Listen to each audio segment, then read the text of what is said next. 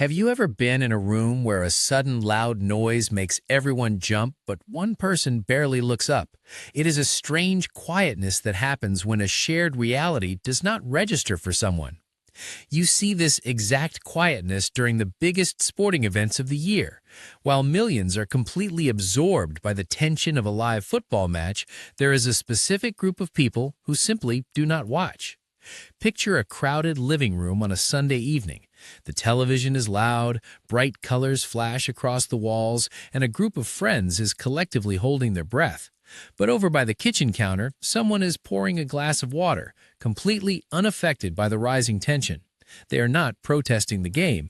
They are not trying to be socially different. They just exist outside the massive emotional bubble captivating everyone else in the room. What most people do not quickly notice is that this indifference is rarely an active choice.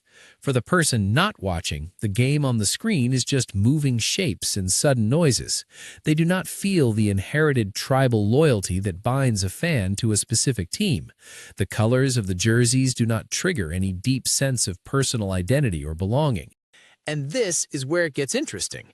Football, at its core, is a shared emotional language. When a fan watches a match, they are participating in a synchronized emotional wave of hope, despair, and relief. But for someone who does not watch, that loud language sounds like a foreign dialect. They are casually standing in the middle of a massive cultural conversation without the necessary vocabulary to participate. This creates a highly unique psychological space. They become quiet observers of the engaged observers.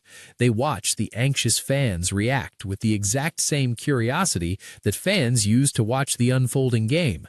But here's the strange part. This type of detachment naturally happens in other parts of daily life.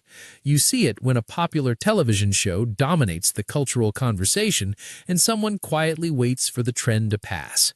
You notice it during intense political seasons when everyone is passionately arguing and one person simply unplugs from the endless news cycle.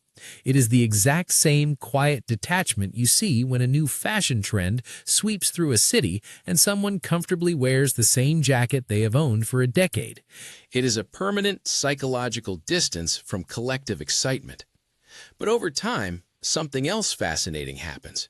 Living outside dominant cultural rhythms slowly creates a different kind of internal pacing. When you do not tie your weekend moods to the unpredictable outcome of a 90-minute game, your emotional baseline stays uniquely flat. The weekly highs are never quite as high, but the manufactured collective lows simply do not exist at all. The calm person standing by the kitchen counter is not missing out, nor are they spiritually enlightened.